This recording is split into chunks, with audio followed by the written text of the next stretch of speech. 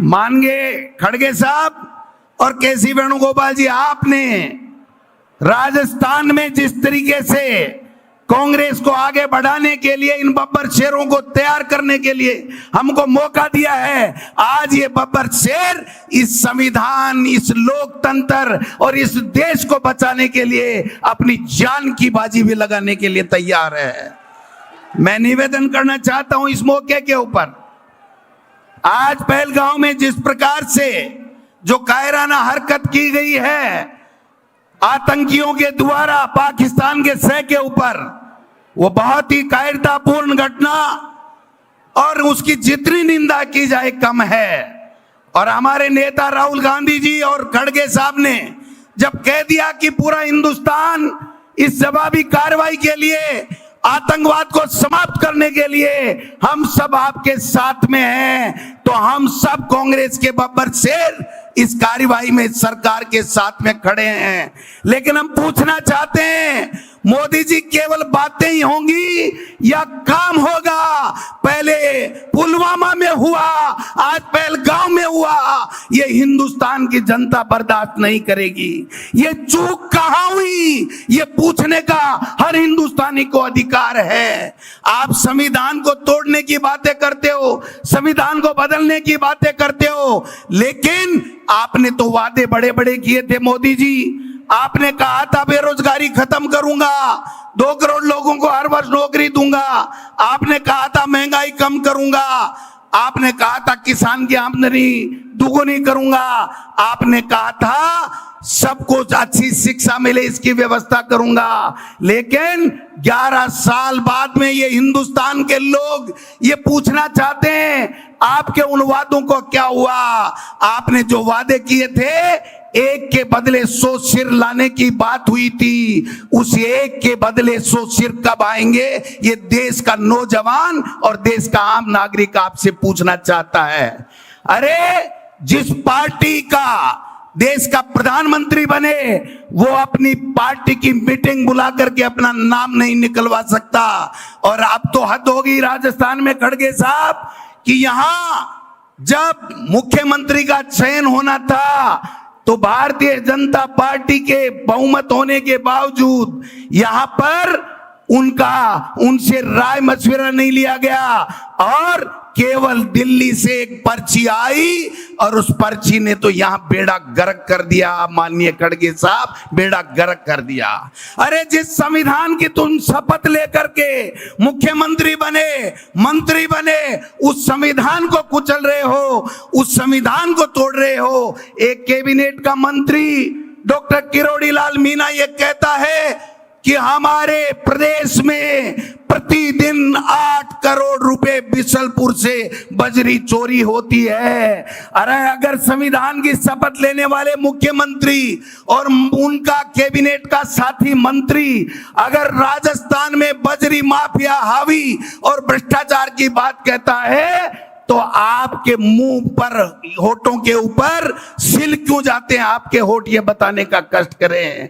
मैं निवेदन करना चाहता हूं आप सबसे कि संविधान में ये लिखा हुआ है कि 5 साल में राजीव गांधी जी हमारे नेता अमर हो गए, उन्होंने 73वां और 74वां संशोधन किया था। आज भी वो संशोधन के तहत 5 साल में पंचायती राज और नगर निकाय के चुनाव होने चाहिए। खड़गे साहब, यहां पर 5 साल से कोई चुनाव नहीं हो रहे हैं। 6 साल हो गए नगर निकाय के चुनाव नहीं हो रहे हैं। मैं पूछना चाहता हूं कि आप संविधान के अनुच्छेद 243E और 243U के तहत 5 साल में नगर निकाय और संविधान के चुनाव होने अनिवार्य हैं, है कि नहीं है?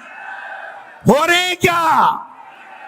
6 साल से 1 साल से प्रशासक लगा रखे हैं। मैं पूछना चाहता हूं, आप संविधान की बातें कर रहे हो कि आप रैली क्यों कर रहे हो?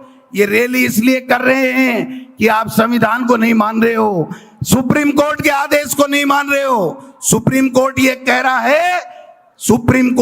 रहा है कि 5 साल से ज्यादा आप किसी भी रूप में परिसीमन का नाम लेकर के या कोई भी नाम लेकर के आप समय नहीं निकाल सकते। 1 साल ऊपर हो गया। 1 स्टेट 1 इलेक्शन की बात करने वालों से पूछना चाहता हूं कि तुम्हारी केंद्र में सरकार है, तुम्हारी राजस्थान में सरकार है, आपने कौन सा कानून पारित किया, कौन सा संविधान में संशोधन किया कि आपको यह अधिकार मिल गया कि आप मर्जी आए जब निकाय के और पंचायत राज के चुनाव करोगे। मैं पूछना चाहता हूं आपसे, आप आवाज दबाना चाहते हो विपक्ष की? अगर टीकाराम जूली और गोविंद डोटासरा अगर कोटा में जा करके और किसान की आवाज उठाते हैं, लॉ एंड ऑर्डर की आवाज उठाते हैं, तो उन पे मुकदमा होता है।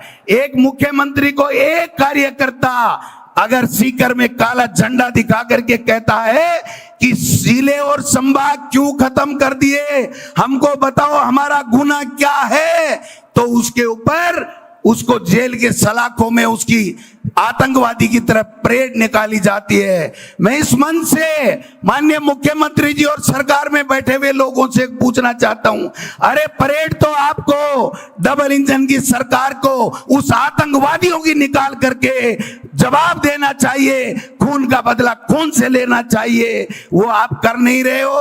और एक कार्यकर्ताओं को काले झंडे दिखाते ही अरे हमारे नेता प्रतिपक्ष को मंदिर में जाने से आप मंदिर से गंगा जल की से धुलवाई करते हो, आपको शर्म आनी चाहिए। आप इसीलिए कह रहे हैं कि आप संविधान को मानने वाले लोग नहीं हैं। आप इस प्रकार से आज महिलाओं के साथ में अत्याचार हो रहे हैं, आप हो रहे हैं कि नहीं हो रहे हैं, आप बताइए। तो इसलिए मैं निवेदन करना चाहता हूं, आप खड़गे साहब को सुनेंगे। खड़गे साहब ये आम कार्यकर्ता नहीं है, ये वो कार्यकर्ता, वो बब्बर शेर है जिसने लोकसभा में भारतीय जनता पार्टी के 11 मोरिये बुलाए हैं। बुलाया कि नहीं बुलाए बताओ आपने? ये 11 सीट इंडिया गठबंधन को देने वाला वो कार्यकर्ता है। ये सारे पदाधिकारी आए हैं। मैं आपसे निवेदन करना चाहता हूं, आप हमें काम दीजिए। गांव गांव जाएंगे, ढाणी ढाणी जाएंगे, ब्लॉक में जाएंगे और इस पर्ची को भी बदलेंगे और इस पर्ची के आका को भी बदल करके दिल्ली में हमारा झंडा फहराने का काम करेंगे। आप आए हो, आपका बहुत बहुत स्वागत, हम बड़ा स्वागत करते। लेकिन आपने निर्देश दिए थे कि निर्दोष 27-28 हमारे इंडियन शहीद हो गए हैं आतंकवादियों की गोली से, इसलिए हमारा स्वागत मत करना, केवल सूत की माला। लेकिन मैं कहना चाहता हूं ये हमारा उधार रहेगा। आप दोबारा केसी वेणुगोपाल जी से आग्रह है, खड़गे साहब और राहुल गांधी जी को लाइए, हम दिखा देंगे इस राजस्थान में कांग्रेस जिंदा ही नहीं है। कांग्रेस इनको पछाड़ने में, भाजपा को उखाड़ने में का दम रखती है। आप सब लोग आए हो, आपका बहुत बहुत धन्यवाद। यहां तो एक ही चर्चा हो रही है खड़गे साहब, यहां तो एक ही चर्चा हो रही है। मंत्री कह रहे हैं कि मंत्रिमंडल का विस्तार कब होगा, आईएएस कह रहे हैं कि हमारी लिस्टें कब आएंगी, और आम जनता कह रही है ये राजस्थान की पर्ची कब बदलेगी। ये बात यहां पर हो रही है। आप सबका स्वागत, आप सबका भी दिल की गहराइयों से प्रदेश अध्यक्ष होने के नाते आपका बहुत बहुत स्वागत, बहुत बहुत अभिनंदन, धन्यवाद। जय हिंद, जय भारत।